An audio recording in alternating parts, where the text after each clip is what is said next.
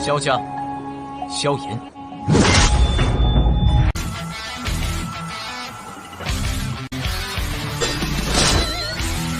指缝中的光点燃了梦魇，站在天端俯瞰着世界无边无边。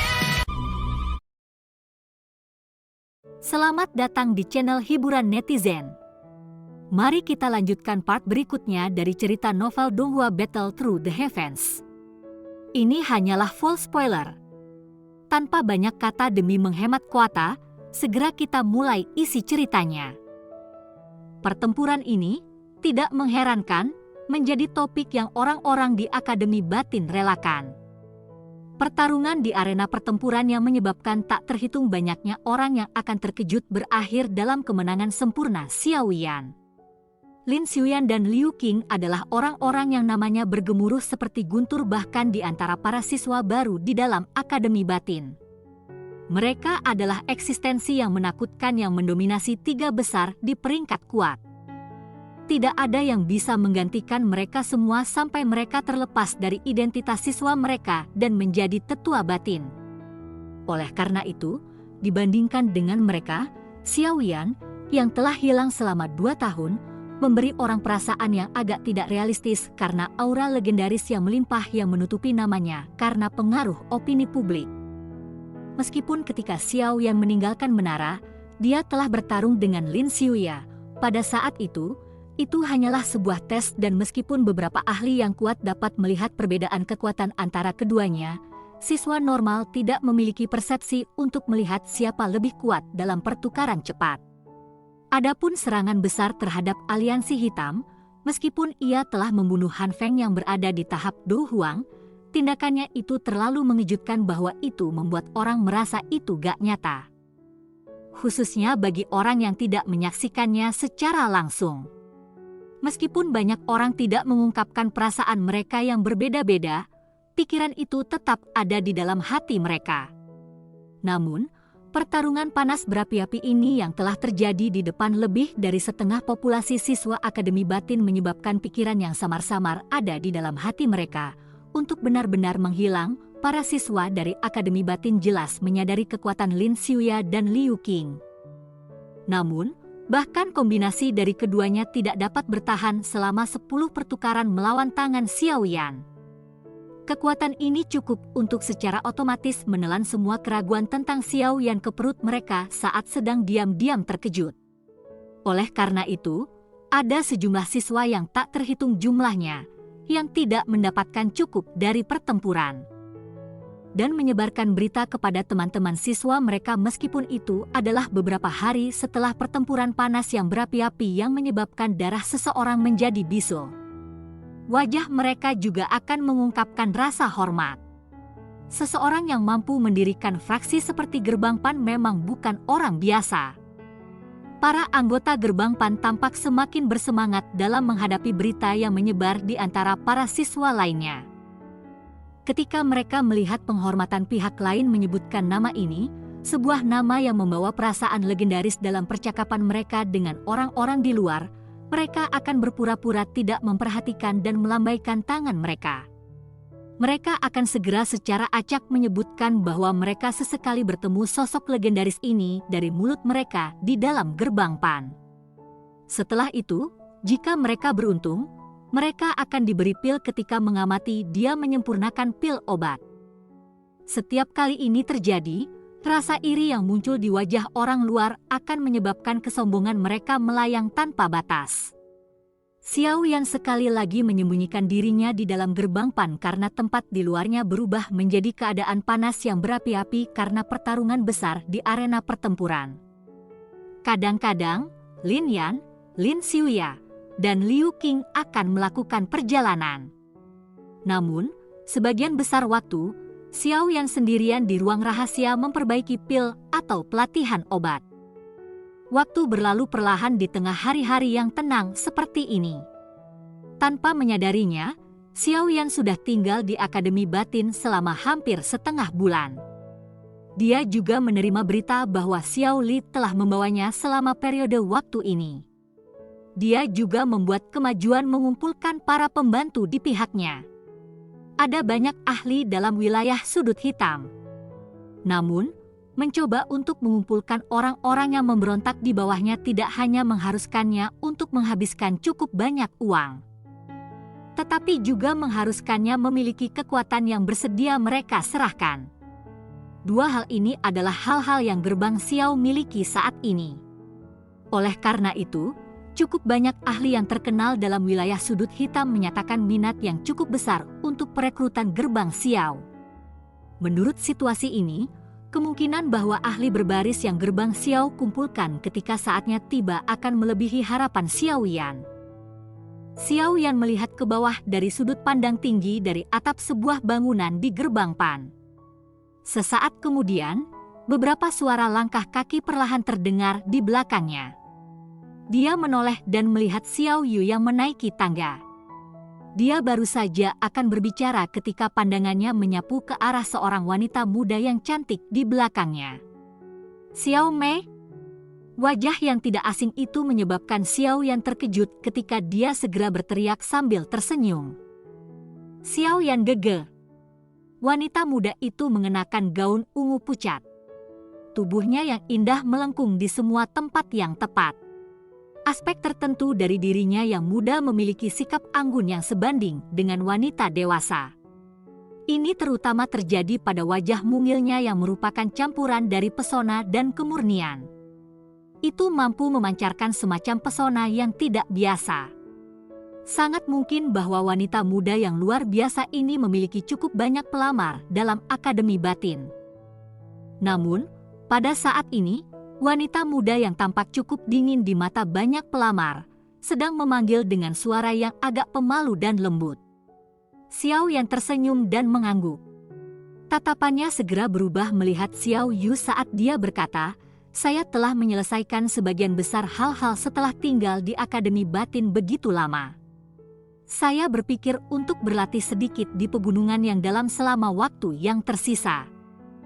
Aku akan melakukan perjalanan lain kembali ke Akademi Batin untuk membawa Lin Yan dan yang lainnya pergi ketika saudara kedua telah menyelesaikan hal-hal di ujungnya." Xiao Yu terkejut ketika dia mendengar ini. Dia sedikit mengernyit dan berkata, "Haruskah Anda mengatur jadwal Anda sampai sangat ketat? Misty Cloud Sect dan Yun Shan bukanlah musuh biasa." Saat itu, semua yang aku pikirkan ketika aku diusir dari Kekaisaran Jiama adalah melakukan segalanya untuk memperkuat diri. Hehehe, setelah itu, saudara kedua datang.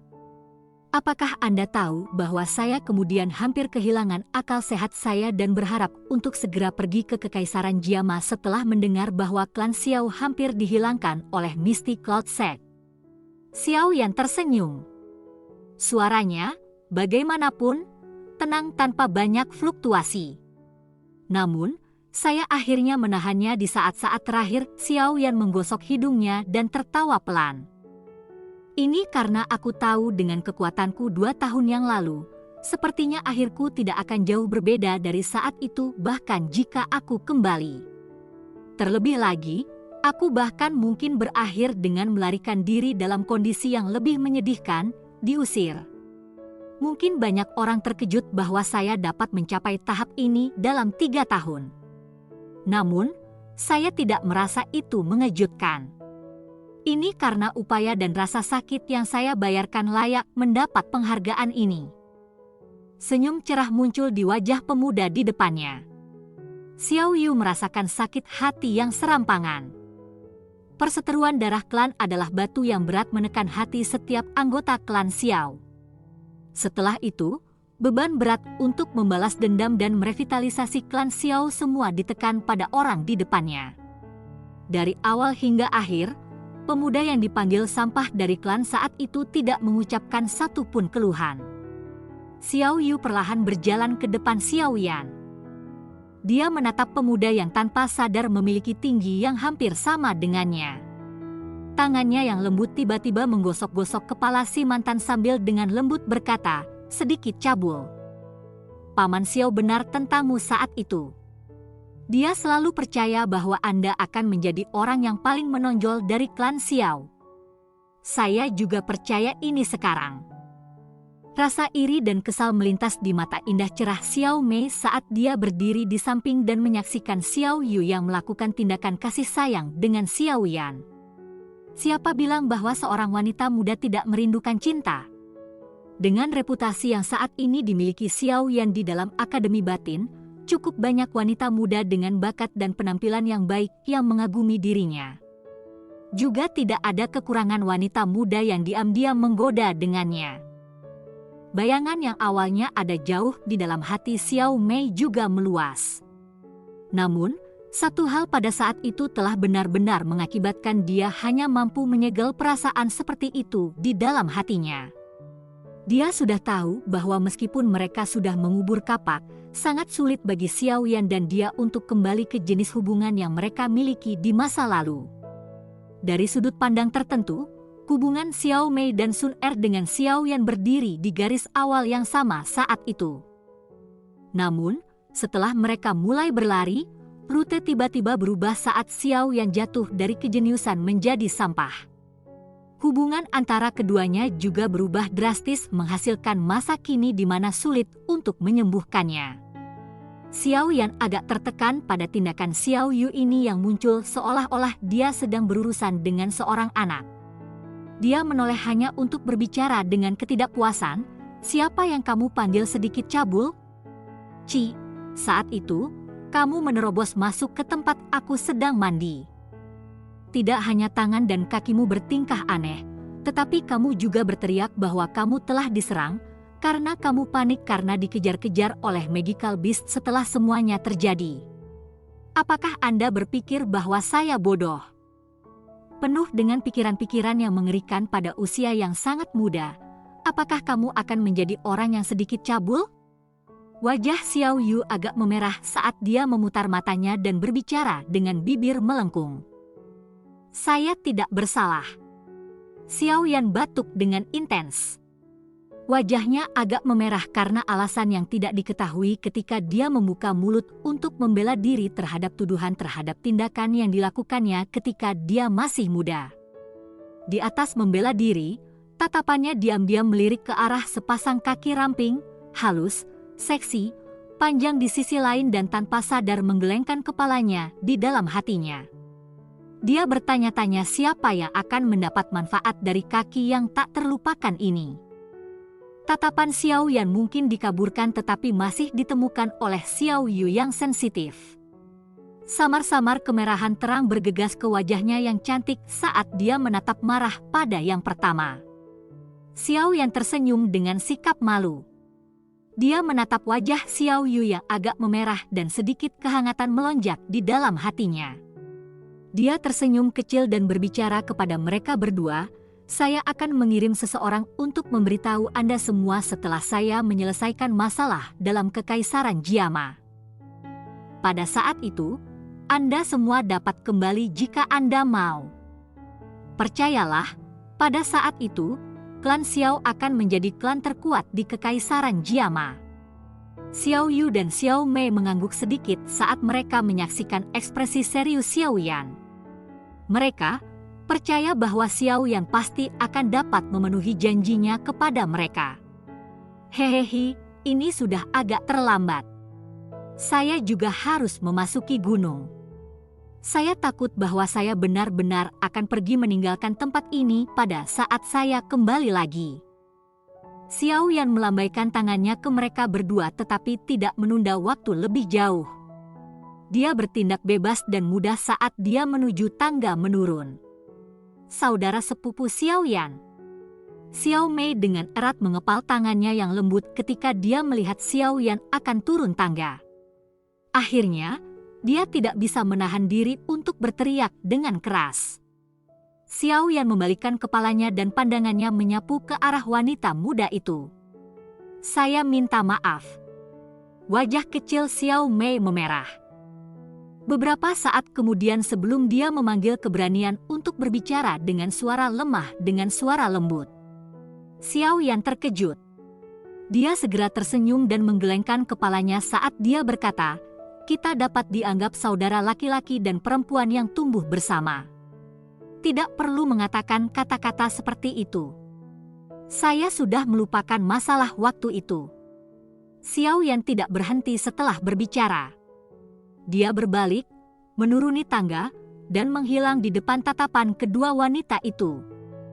Bagian belakang gigi Xiao Mei erat menggigit bibir merah bawahnya saat dia melihat tempat Xiao Yan menghilang. Wajah mungilnya agak pucat. Sesaat kemudian, berbicara dengan suara lembut yang agak pahit, "Apakah Anda benar-benar lupa?" Xiao Yu menghela napas ketika dia melihat wajah Xiao Mei yang sedih dan pahit. Dia menarik Xiao Mei ke pelukan dan tangannya yang halus mengusap rambut hitam halus dari Xiao Mei. Tatapannya menyapu ke arah tempat di mana Xiao Yan telah pergi dan senyum pahit samar muncul di wajahnya yang cantik. Orang ini benar-benar keras kepala seperti dulu. Siapapun yang menyakitinya akan benar-benar diusir dari hatinya. Xiao Yu samar-samar merasa bersukacita saat memikirkan ini. Cerita pun bersambung ke episode selanjutnya. Jangan lupa di like, komen, subscribe dan share-nya ya, biar tambah semangat dan konsisten, dan dapat membantu meningkatkan kultivasi Xiao Yan. Terima kasih.